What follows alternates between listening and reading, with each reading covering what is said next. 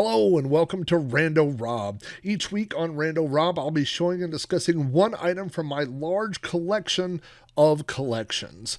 New shows appear every Monday, and throughout the week, I'll be adding older episodes of Rando Rob that were previously only available to my Patreon subscribers. You can watch episodes of Rando Rob on YouTube at youtube.com/Rob O'Hara. Just look for the Rando Rob playlist.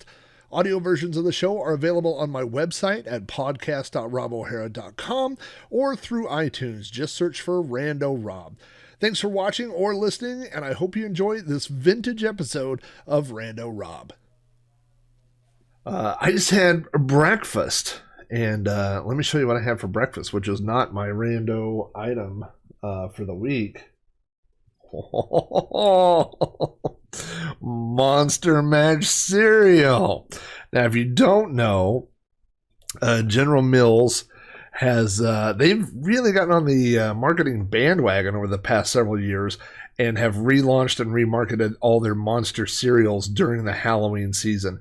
And apparently the end of August is the beginning of the Halloween season because they release Count Chocula, Frankenberry, Boo Berry, and then now this limited edition and family size box of Monster Mash, of which I bought 2, and I have all the other ones. And let me tell you, there's something about, in my head, ever since I was a kid, I'm sure it came from Star Wars, where they would say, oh, a brand new Boba Fett action figure. All you got to do is buy these other ones and cut out the proof of purchases and mail them in, and you could get Boba Fett. And boy, was I into that. I mean, I was always, anytime I hear a commercial that says collect them all, I'm like, okay, I will. That's what I will do. I will collect them all. And so it's funny that these General Mills cereal things really triggered that reaction in me. I was like, limited edition cereal, I gotta get that. And I've had all these ideas, like maybe I'm gonna frame the boxes, or maybe I don't know what I'm gonna do. But there's certainly that's all they have to say is like limited edition, collect them all. And I'm like, okay, I will. And I run to Walmart and I'm like, I'm collecting cereal, which sounds like something an insane person would do. And then of course on the back of the box they show you that the band has literally been the literal band has been literally reunited. And it says I Want to Rock down there. There's a QR code for more stuff. There's some stuff on tombstones there, and you can see Boo Berry with a guitar, and Count Chocula is rocking the coffin, the key coffin there. And there's what's his name, Fruit Brute, playing the drums, and of course there's old Frankenberry there, looks like on vocals. But and there's a Fruity Mummy back there on the tambourine. So they are it's a graveyard smash. I wonder if Monster Mash is if they have the rights to that, or if they're circumventing copyright, or if that is public domain. I don't know. But the drum says Graveyard Smash. The tombstones down here, there's Von Moore's song. And that's Ivana Rock. I gotcha. But it does say Monster Mash Graveyard Smash. So that's interesting. I don't know if that's a copyright thing or not. There's also some monster cereal history here. There's all kinds of stuff. When I was a kid, I loved Count Chocula because, you got chocolate cereal and chocolate marshmallows, and then if you waited a few minutes, you got chocolate milk at the end of the treat. So what's to go wrong with that? It also does say here, and this is part of the reason why everybody's excited about all this stuff. This is the 50th anniversary of Monster cereals and stuff. I have a Monster cereal record that's really old that has some skits and stuff on it of them doing stuff. It's really funny. But anyway, that is not my Rando Rob item, but it does kind of tie into my childhood, and I do, for some reason, associate cereal with going back to school. I'm not really sure why. I think during the summer I'm sure we did eat cereal, but that was when I was a kid. Before school, we always had a bowl of cereal. That was our breakfast every day. Bowl of cereal, get ready, eat a bowl of cereal, go out. We never I mean, I wouldn't say never, but I would say I don't really remember like ever having scrambled eggs or bacon, any kind of a breakfast like that, or pancakes or waffles. Maybe, I mean, on holidays or a special thing. But I would say, I mean, 350 something days a year, we had cereal of some sort. That was our normal breakfast. And so, yeah, there's something about the morning routine of going back to school and breakfast that reminds me of going back to school. But when I was a kid, we would go to Walmart normally, I would say, and go pick out our school supplies. And that would be, 3 new shirts, 3 new pairs of pants, whatever. And you would get your shopping list, and you would have to go get your whatever kind of loose leaf paper and folders and all that. But you had to, after a certain age, you had to have a 3-ring binder to start putting all your stuff in. And so I would always have some generic 3-ring binder, whatever. And then Trapper Keepers came along, and I just thought those were the coolest thing ever, because they were your own little place to get organized. You got your Trapper Keeper, and you could put it in your little folders and this and that.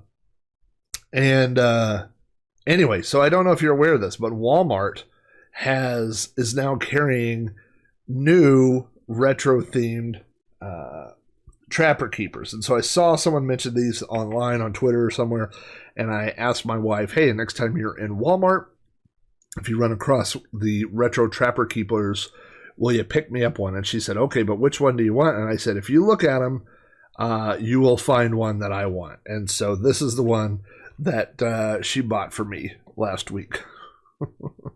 So if you know me, this is very 80s. You have all these geometric shapes and neon lines, and of course it's on a grid. There's some different colors on there. It looks like these are all airbrushed kind of shapes. And she nailed it. This is one that I love. If you hear this sound, wait, let me get closer to the thing. Oh, if you heard that sound in class, 30 kids all opening their Trapper Keepers all at once. So you have this cool kind of webbed thing here where you can slip stuff behind. You can put pencils or erasers that you'd collected, anything like that in there. Of course, you've got a couple of folders here.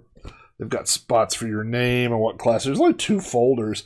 I guess you could buy more folders and put them in here. Here's a clip, so you could use it like a clipboard if you were to fold this back. I want to take a look at these folders here, because I haven't really gone through this too much yet. It says name and subject on your Trapper Keeper, and this is Trapper Keeper Portfolio.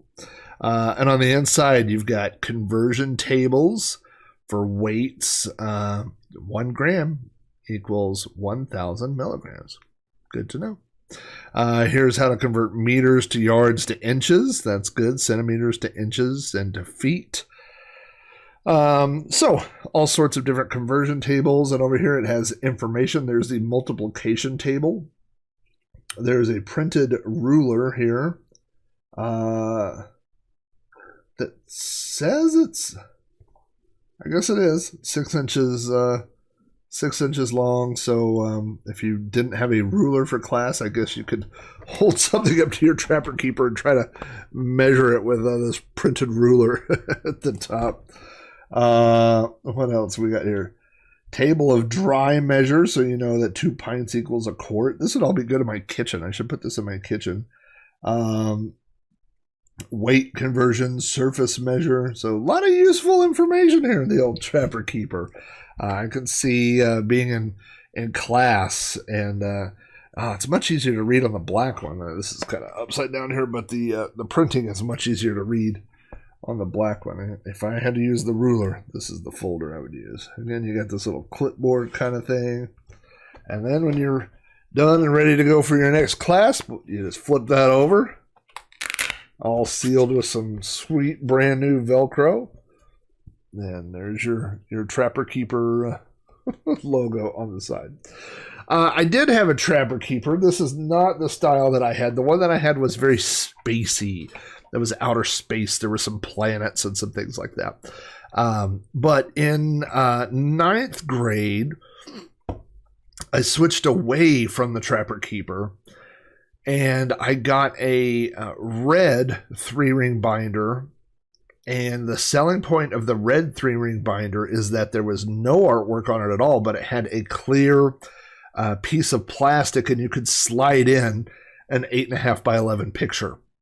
And so you could make it be anything you wanted. And I was big into, in 9th grade, I had stacks of magazines for like heavy metal, like Hit Parade and Circus and stuff like that. And I also had a bunch of skateboarding magazines like Thrasher, and I also had some mini truck magazines. Maybe not that year. Maybe that might have been a year or two later. Custom trucks and stuff. But I remember on that red 3-ring binder, there was a picture of Motley Crue in one of my magazines during Theater of Pain, where they were all dressed. They almost look like women because they have so much makeup on, and it's really glam rock kind of photo. And I had cut that out and slid that in. So that was on the front of my 3-ring binder. And on the back was an advertisement either for Vision Streetwear or maybe Converse. I think it was Vision Streetwear, but it was just a picture of a guy, up in the air over a half pipe doing a backside air. And I'd cut that ad out and put that in the back. So that was my folder after I got rid of the Trapper Keeper. But boy, I sure do remember having the Trapper Keeper. And I had another 3-ring binder that I showed the other day when I was streaming Dungeons and Dragons stuff, which was a white 3-ring binder. And I had my mom photocopy a full-page picture that was a black and white line drawing from a D&D manual. And then I colored it all in with colored pencils.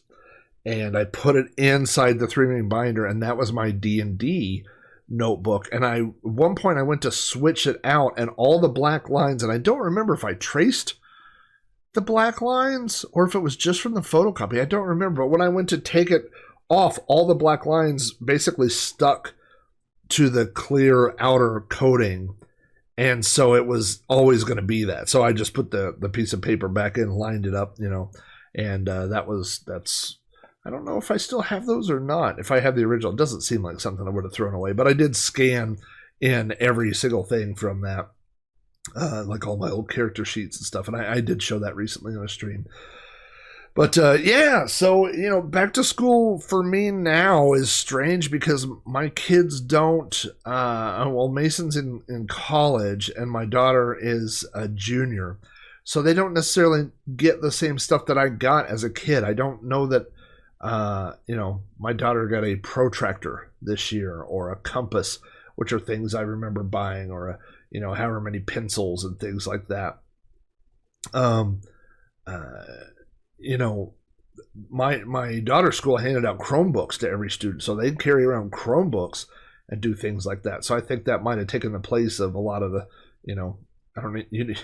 I had a ruler, she has a Chromebook, so there's a little different level of back to school supplies, but for many years after high school, and I didn't do it this year because I'm stocked up. I've been stocked up for a few years, but right after the back to school sales go off, and then a little bit, they would put things deeply discounted. And I would always go buy a spiral notebooks. I probably have half a dozen spiral notebooks that haven't been used, which is why I didn't go do it this year. But I would, for a long time, I would go buy blue line paper, and I would go buy spiral notebooks, and just to have them around the house, because I love writing in spiral notebooks. I don't do it as much as I used to anymore. I use Google Docs now, mostly when I need to jot down a note. I open up a Google Doc and I type it there. So I don't use spiral notebooks as much as I used to, but I sure do. It's just a good memory of going to Walmart and going up and down the aisles, and you would have your list, and you would see other kids that are going to be in your class, and you're like, oh, you're looking for the erasers? They're over there. Oh, okay, and everybody. So back to the Trapper Keepers for just a minute. They did, to a certain amount, allow you to express your individuality. Like, I remember this girl always had one that, a lot of girls had ones that had kittens or horses. I remember those. And then, a lot of the boys, I think there were some football ones. There were the space ones. And so I did like it later. I mean, so it was, I remember there was a joke, about people dressing up like in goth clothing for a while. And they were like, we're expressing our individuality by dressing like each other. It's kind of a funny poke, at not just at goth people, but at all those kind of things where people go, I'm trying to be original. I remember seeing an interview one time with a young lady. I don't remember what it was on, but it was all these girls that were dressed like Madonna. And she was like, Madonna has really let us express ourselves and be who we are. And they're showing the sea of 500 people that look just like Madonna. So they weren't really expressing themselves. They were just being Madonnas, So Trapper Keeper was kind of that illusion, I guess, where you go, I'm expressing myself in one of 8 different things. It was kind of like lunchboxes too, right?